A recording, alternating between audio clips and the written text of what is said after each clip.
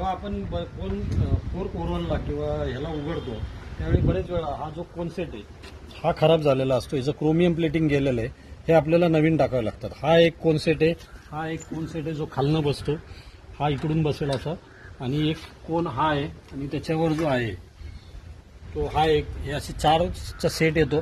ह्याच्या खाली dust seal आहे, हे कोनसेट आपल्याला बदलावे लागतात.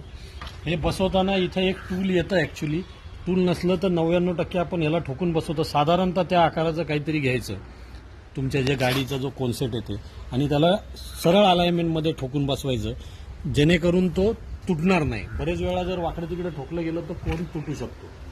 फोर्क ओव्हरऑल करताना आपल्याला कोनसेट बदलावं लागतं, त्याच्याबरोबर बॉल येतात, बेरिंग बॉल्स, ते बदलायला लागतात. थोडक्यात आपण एक मॅन्युअली बेरिंग तयार करतो.